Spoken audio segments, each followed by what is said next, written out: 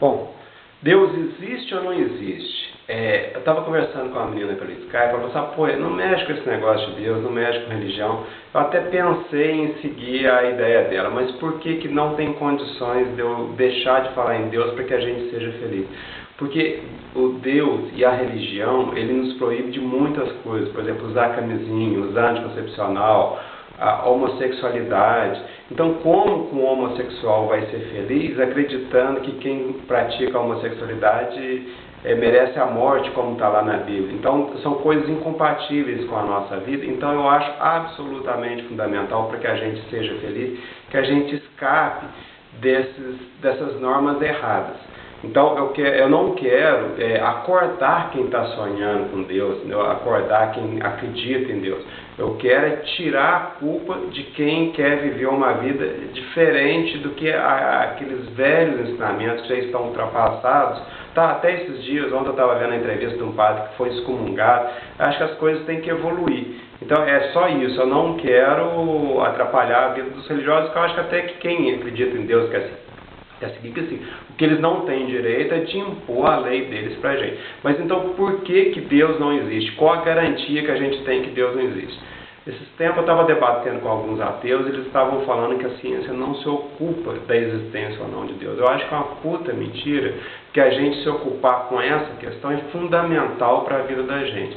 Então a gente tem que ter certeza, ou Deus existe ou Deus não existe. E se a ciência não soubesse dizer, era uma aposta de ciência, gente, teria que ser mudada. Pensa bem, eu tenho que acreditar em Papai Noel. Não, a ciência não se ocupa se Papai Noel existe ou não existe, cegonha, mula sem cabeça. Então é um trem que não tem. É claro que a ciência se ocupa da existência ou não de Deus. Freud, tem aquele livro Deus no Delírio, tem o livro A Cabeça do Brasileiro. Então tem vários artigos científicos, tá? Eu posso botar o link para vocês. Então Deus não existe, tem certeza absoluta. E por que não existe? Porque Deus, gente, ele é onisciente, onipresente, onipotente e criador do céu e da terra. Então essas quatro coisas, elas estão incompatíveis entre si. Quer ver um exemplo?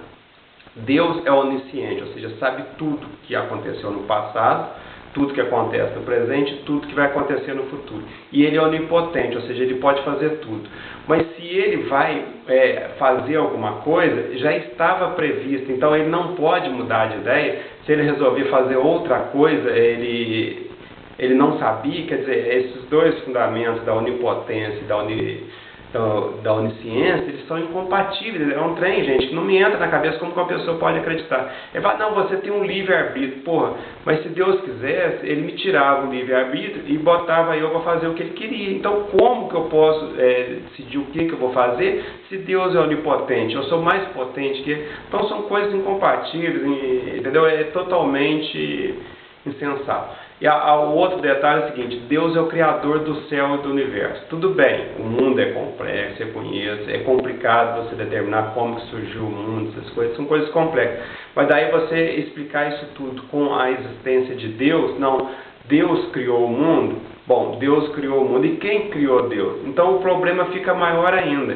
E ainda tem aquele Deus dos ateus, um Deus coçador de saco, que não faz nada, que não criou o mundo, que não, entendeu? Tem uns trem pior ainda que dos religiosos. Então, ou seja, qualquer tipo de Deus que se queira colocar não existe, mesmo porque não existe um só Deus, existem vários deuses, múltiplos deuses.